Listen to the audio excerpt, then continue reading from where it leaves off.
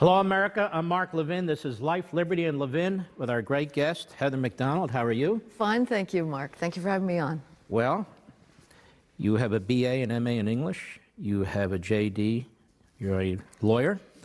But you're a scholar in so many areas, race relations, immigration, policing, and colleges and universities, and this is where I really wanted to delve in with you. You have a brand new book, The Diversity Delusion, How Race and Gender Pandering Corrupt the University and Undermine Our Culture.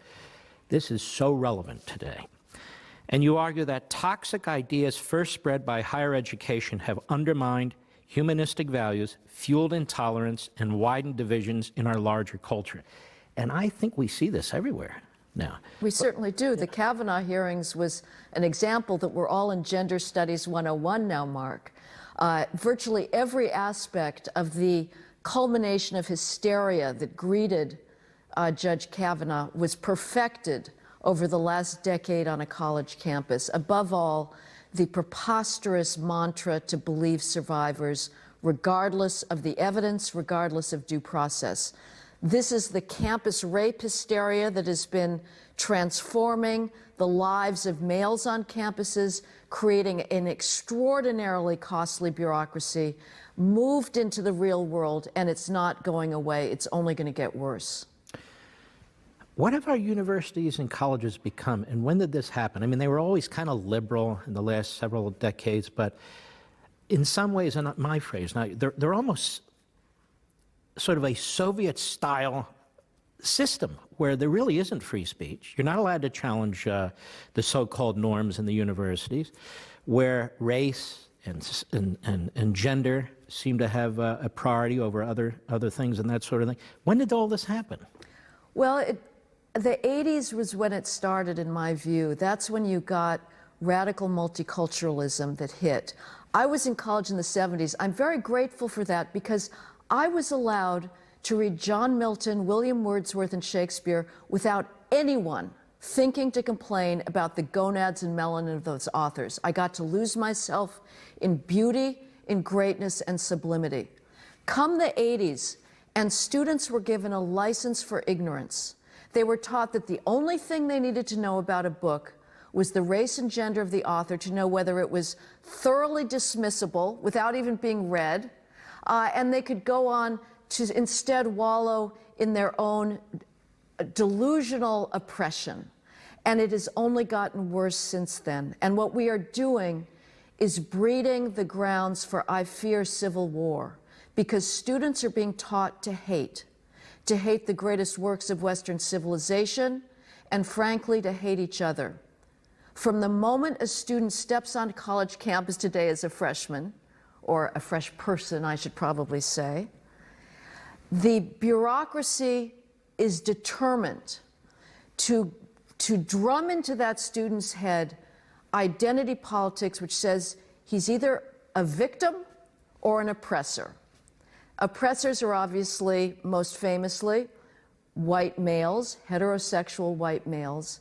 The only way they can get out of their oppressor category is to become an ally of the oppressed. The most preposterous delusion of all of this is students actually believe that they are at risk of their lives from circumambient racism and sexism on a college campus. This an environment that, in traditional liberal terms, is the most tolerant environment in human history for society's traditionally marginalized groups.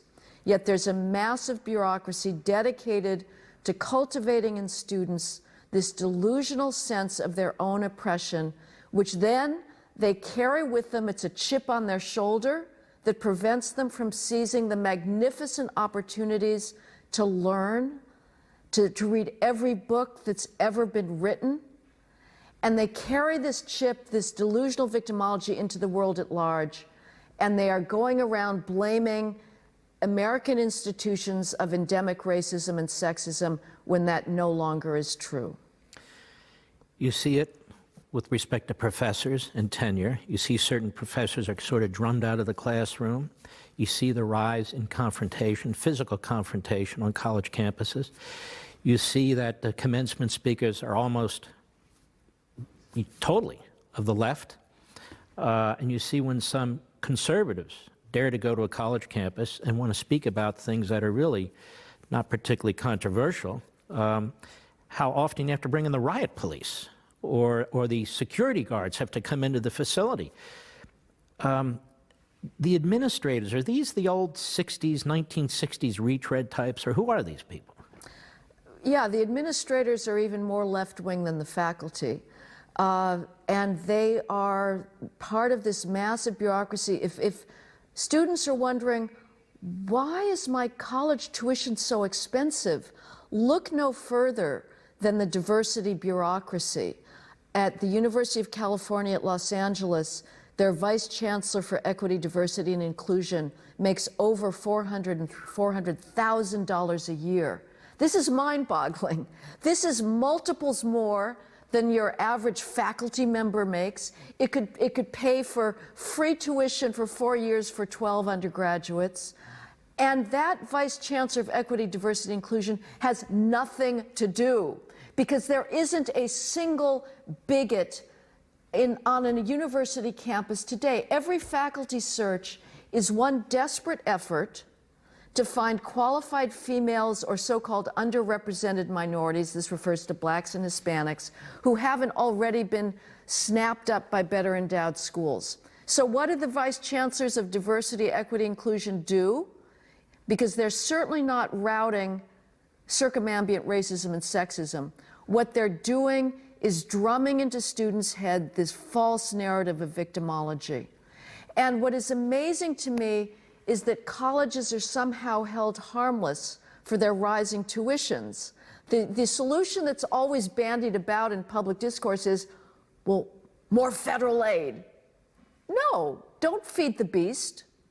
Cut the bureaucracy, get back to the basics of learning, which now is a distant afterthought. No faculty has the guts to say, we know what you should learn, you're ignorant, we're here to put knowledge in your empty noggins.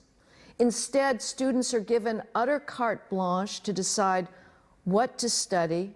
The faculty have abdicated their intellectual responsibility. And as you say, we're in a very weird situation where speakers such as myself, who was prevented from talking about policing at Claremont McKenna College, when I need a police escort to come onto a college campus, an alarm bell should be going off in the faculty's ears saying, something's wrong here. But instead, the faculty are nowhere to be found. Let me ask you this. So why do we passively subsidize this? Through our taxes, through tuition, through student loans? You know, you have Bernie Sanders out there saying free college for everybody. Well, of course, these are, as you're saying, more indoctrination mills, more than anything else. So free college, and Obama with, you know, the federal government should assume all the student debt. So they talk about college as if it really is academic rather than, in so many respects, propaganda-oriented. They know about this then. They know what they're doing. Mm-hmm. It bleeds into the greater society, doesn't it? It bleeds into politics. It bleeds into the media. Some of the things you're talking about, I see in the media. I see with anchors on TV. I see with commentators on TV.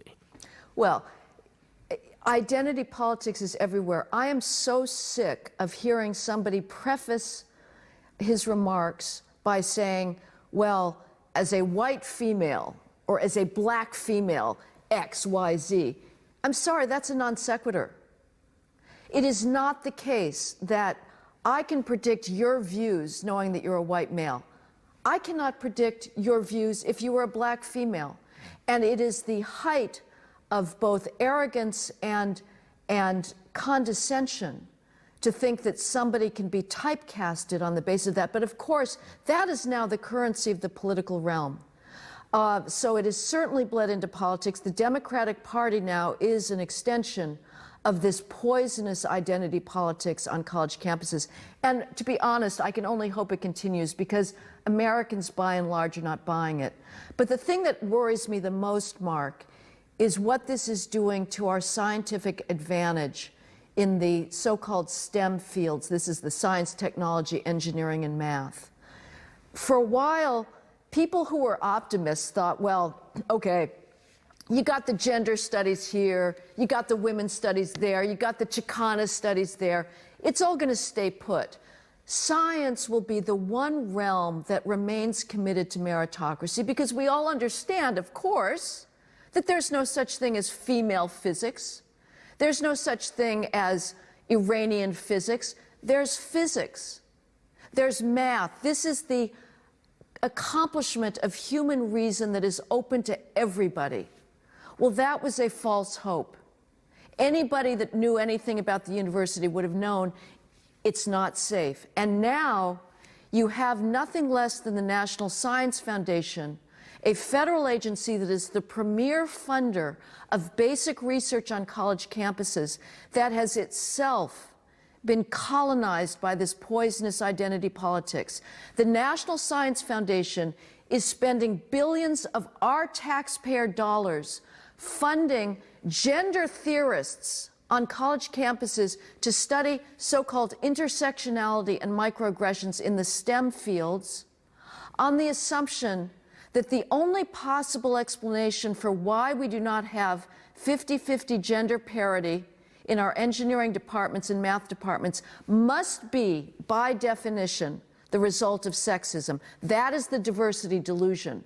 That is the fundamental lie that we've been fed, that any disparity in a representation, whether it's a gender disparity or race disparity, must be the result of discrimination. And so our STEM fields now are obsessed with gender equity and race equity. So it also is an attack, as you write, on competition, obviously. Right. And on merit. It is.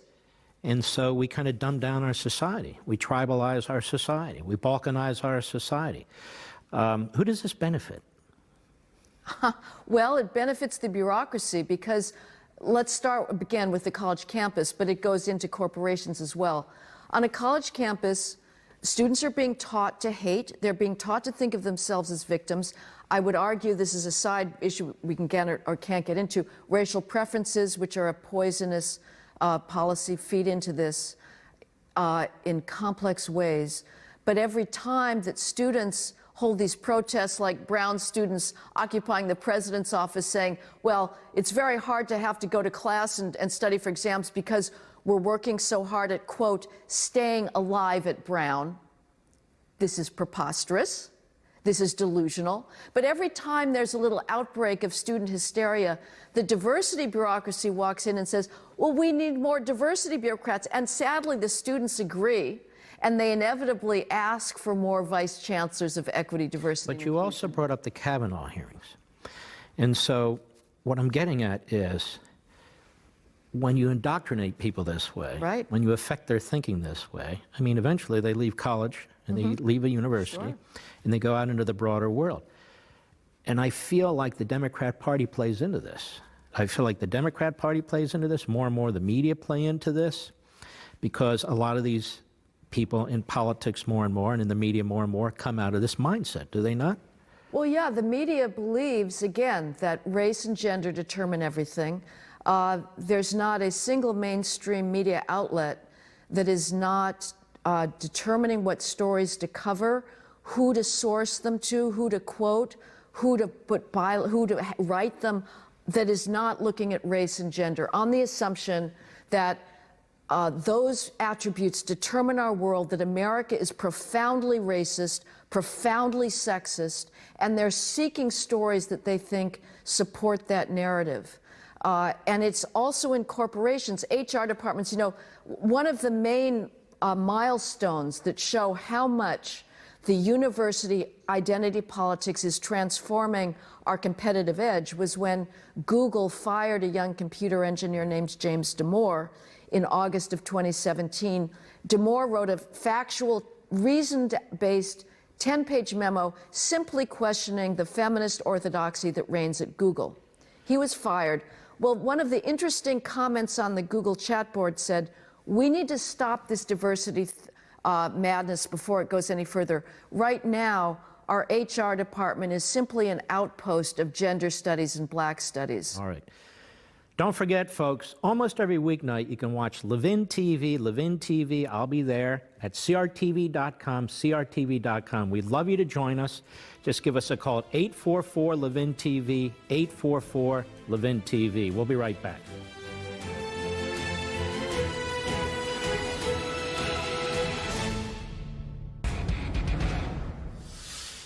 Heather McDonald, you've talked about how these ideas tear at the American fabric. But they have real-world consequences, not only in our politics, not only in our media, but in competition with countries, China, Russia, and so forth. Explain. Well, China is ruthlessly meritocratic. It doesn't give a damn about identity politics. It wants the best engineers and the best physics. If they're all female, great. If they're all male, great. Who cares? The United States is diverting vast sums of money into trying to engineer gender parity in its labs. Meanwhile, China is racing ahead with ruthless competitive drive. We are putting our competitive edge at risk. Right now, we're still ahead, but do not assume that that is going to last forever if we continue to put these irrelevancies of gender above all else and race to a lesser extent ahead of scientific competitiveness. Because, again, it's not just China, it's also Russia. They are spending 100% of their science research money on doing science. We are devoting ever-increasing percentage into gender politics, whether it's at MIT, Harvard, UC Berkeley, or whether it's coming out of Congress through the National Science Foundation. This has to be stopped. This has to be stopped. You've got almost a monopoly ideology on these college campuses. You're getting to a point of a monopoly ideology in our newsrooms. Right. In the Democrat Party, you have almost a monopoly ideology. There aren't many so-called centrists or moderates left, certainly very few conservatives left. This is quite daunting, isn't it? It is daunting, but one has to fight for truth against falsehood. How do you do that? Well, I think, for one, we need to defund the universities. Alumni have to stop giving money, realize that these schools, you have a false ideal about them. They are, again, generators of ideology, not of wisdom. And there needs to be alternative venues, the support of classical learning and the humanities. But I think, frankly, and certainly we need to talk about the value of free speech, but the free speech problem is a symptom of something much more deep, which is this cultivation of victimology. I think what also needs to be done, Mark, and this may be a false hope, I don't hear enough voices providing an alternative explanation for why there is not necessarily 50-50 gender parity in a math department. Right now, the sole explanation out there is implicit bias, that females are somehow being discouraged from studying math. The fact is, the countries with the most gender equity have the greatest disparities in STEM because, on average, females and males are interested in different types of work. Males, on average, and there's always individual differences. You can't assume anything about an individual based on an average, but on average, males are more attracted to abstract work, to competition. They're higher risk prone. Females want more hands-on, relational, human-based work.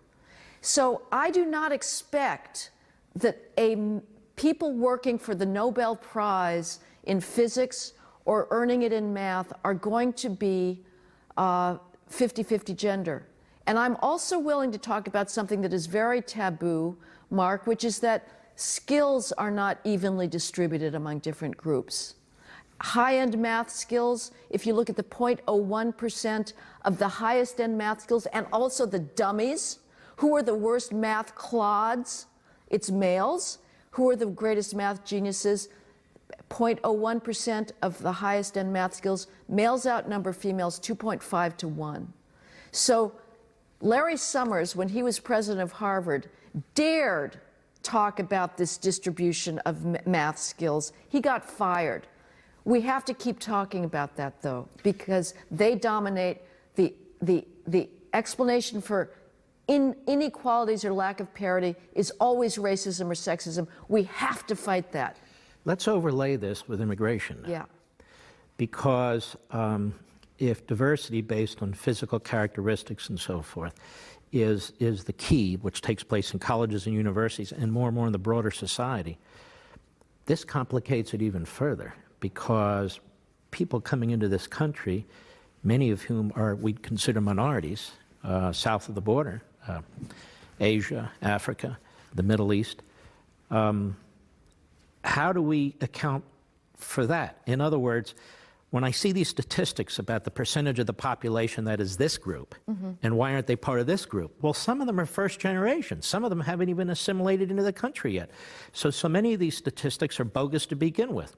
And aren't we teaching people who come into this country, newly come into this country, the wrong thing? Shouldn't we be teaching assimilation, the American culture, meritocracy, as you put it, and so forth? And yet I don't see us doing that. No, of course not. Assimilation is now a dirty word. You cannot speak about that on a college campus. And what I find most interesting is the way Asians are tending. Right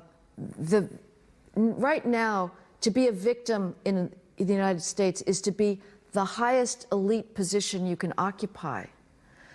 Power, ironically, flows from being a victim. You have this ruthlessly competitive drive to see who can be top victim, top dog victim. And it's mano a mano. People are pulling each other down. You know, now the top victim is trans, but I can guarantee you in another 5 years, trans is going to be pulled down and there'll be somebody else on top victim. And anybody who can predict that gets the prize. But you were talking about the Asians are the most academically competitive because the academic culture at home is so strong. And yet, a large percentage of Asians are saying, well, don't call us the model minority. We want to be people of color against whites. You have a lot of Asians that are voting Democratic that actually support racial preferences in universities because even though it acts against them, Asians are the ones that are most penalized by racial preferences. Well, let me slow down there. You don't see that at Harvard. The Asian community, or part of it, is challenging. A small part. But they're challenging the admissions at Harvard because they're being discriminated against because it's not based on merit. Right. And so this is a problem for that community. But I don't even like this kind of talk. That community, this. We so dehumanize humanity. We dehumanize the individual is what I'm trying to say. We'll be right back.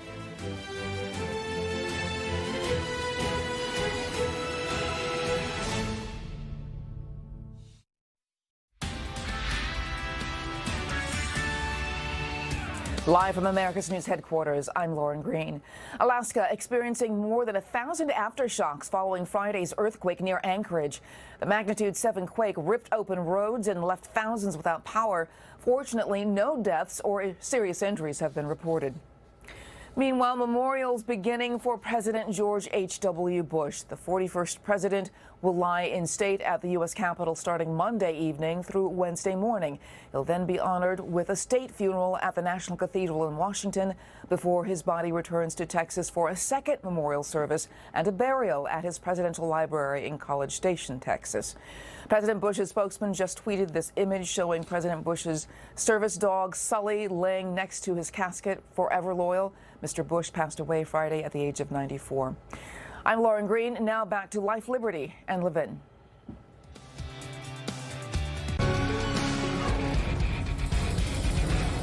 Heather McDonald, we've seen this caravan, this invasion that's been taking place for a period of time. The president wants to put an end to it. I look at this and I think to myself, shouldn't the nation be united in wanting to secure the border, whether you're for immigration, opposed to immigration? This is a law and order matter. This is a sovereignty matter. And when you see these pictures in the video of individuals throwing rocks, throwing bottles at ICE, at our law enforcement, And yet there is a significant percentage of our society, including members of Congress, including people in the media, including so-called scholars, who don't denounce this. In fact, they denounce the president for trying to resolve it. What do you make of that? It's remarkable. It is a divide that I cannot even get over. I can sometimes put myself in the shoes of the left on other matters, but on this one, it seems so obvious that nobody is entitled to enter any other country illegally. I am not entitled to walk into Germany and say, take me in. This is a fundamental right of citizens to determine themselves who comes in and who doesn't. So it's a matter of principle. We can also say, as a matter of consequences, if you lose that right, the migration flows that are going to take place into the United States would absolutely crush us. Milton Friedman famously said, you cannot have a welfare state and open borders. You will destroy a country. And I look at this and I say to myself, it's really in recent times that people try to break into your country carrying the flag of the country they come from and then claim that they want asylum. And then to have people in the United States, people of prominence, public officials, media figures and so forth, excusing it while they're hungry, while they want a better life, well this, well that. Okay, so if somebody robs a bank because they need money to pay their mortgage, that's okay. If somebody goes in a grocery store and steals a whole bunch of steaks because they need to feed their children, that's okay. There is a breakdown in respect for law and order, whether it's immigration, whether it's Baltimore, right, or any of these types of situations. Why is that? Well, we have this ideology of you do not blame the victim. And so what you're saying is absolutely correct. That has been a factor in the left-wing culture for a long time, that if you get to claim victim status, you are absolved from following the rules. You can colonize, you can, defecate on the street because, well, you're a victim.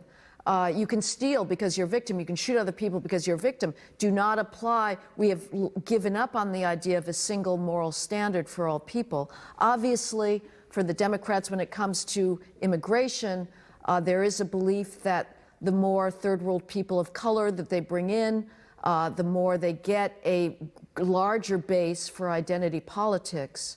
I think what is driving this as well is some just profound hatred for Western civilization, which is perceived as being a function of white males. And so there's a desire to somehow deluge it and destroy what created just extraordinary advances in human well-being, prosperity, reason, and obviously affluence. But what I find so extraordinary is the left in the morning has one narrative, which is that there is no place more oppressive on earth than the United States for people of color. It's just, if you're a person of color in the United States, you are the subject of constant oppression. And in the afternoon says, we need every third world person of color to come here. Well, they can't both be true. Why is it that so many people in the third world are begging, they are breaking the law to come into the United States? Because they'll be oppressed? The ACLU should be saying, the ACLU in its morning mode should be saying to those third world people of color, stay put. You're much better off, and you're freer, and you're more affluent, and nobody's going to kill you by oppression in your third world person of color country. Instead, they all want them to come in. So it's a completely incoherent ideology that can only be unpacked by understanding that the agenda here ultimately is to try and bring down Western civilization. When we come back, I want to pursue that again. Why would there be forces in this country that live in the lap of luxury, that live in the lap of liberty, that live in the lap of law and order, justice, trying to destroy it? I think that's the big question. Ladies and gentlemen, don't forget, most weeknights you can watch me on Levin TV, Levin TV. I hope you'll join us. Go to crtv.com/Mark, crtv.com/Mark, or give us a call at 844-LEVIN-TV. That's 844-LEVIN-TV. We'll be right back.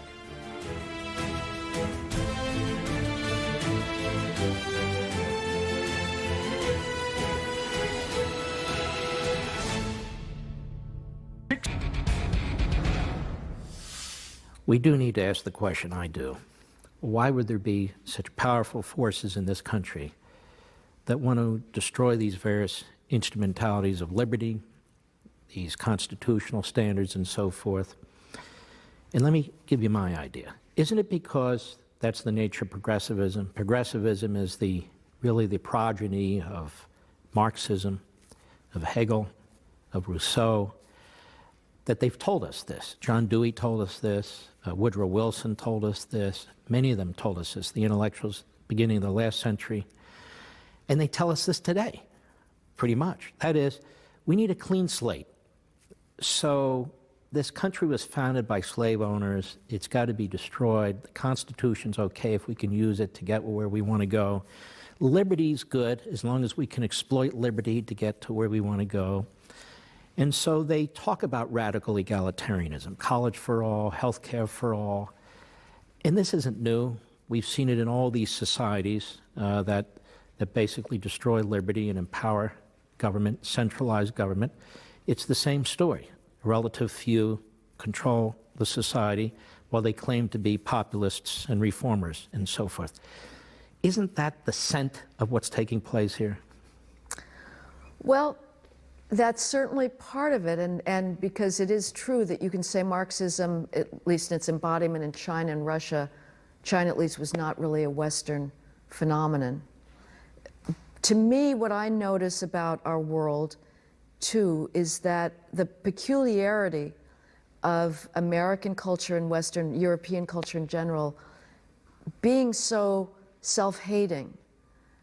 This is, I think, relatively new in human experience for a culture to want to claim that its own basis is founded in injustice, rather than celebrating itself. Traditionally, maybe to a fault, countries and civilizations celebrated strength and accomplishment and power, and maybe not enough appreciated other cultures. We're the opposite. It is a very corrosive but very weird development in human history for the elites to be so dedicated to a narrative of guilt and shame. And one can seek an explanation in ultimate power, as you say, that the progressive elites are seeking to control society and to impose, I guess, a radical egalitarian agenda. But one has to ask, like, well, why is that? And it's complicated. I think for America, obviously, we did have an original sin at the start of this country, which was our treatment of blacks, and it was very ugly and very hard for us to understand now how we could go for so many decades without seeing that fundamental contradiction. Many people did, and one can say that even at the start, the Constitution foresaw that eventually this contradiction would be reconciled and worked out. Nevertheless, it's understandable that we're guilty. Now, Shelby Steele on your program was very eloquent about saying it's time to move beyond that and realize that we now provide equal opportunity and the opportunity for individuals to seize their own fate and better themselves through the exercise of bourgeois values. But a large part of society wants to hold on to that guilt, exploit it, and continue with the idea that oppression is the defining characteristic. I mean, to me, the greatest exponent of these today is this highly sought after college speaker, Ta-Nehisi Coates, who is making just untold sums going around telling white America, that the very essence of America is to destroy the black body. Not in the 19th century, but today. And people love it. He goes to these all-white colleges and tells them, the essence of you people is to destroy us, and people cheer. It's a very, very weird thing. Mm-hmm. And yet I don't think it's unique in the sense that you have the greatest country, really, that mankind has ever established, where this is sort of rotting from within. And yet others have too, whether it's Athens or Rome and so forth. I don't compare us to them. I'm just saying For a different reason. different I don't think they were saying we are the oppressors on earth. But they didn't need to. They just rotted from within because of the way they treated each other and the way they rejected their own initial founding and so. But that said, I'm not comfortable just staying with it's weird, because it is weird. Because it's well too advanced. It's too ubiquitous, in my view, to leave it at weird. I'm not saying there's a conspiracy. I'm saying there's an ideology. The ideology is the ideology, and it tells us what the ideology is. What's past is bad. Right. What's today is bad. Right. Only the future counts, and only we, the masterminds, can form the future. We've seen it in other societies, in other forms, and in other ways. And that's part of the puzzle of America, isn't it? We have freedom, which allows people to do things to this country and in this country that I think can be extremely destructive. We'll be right back.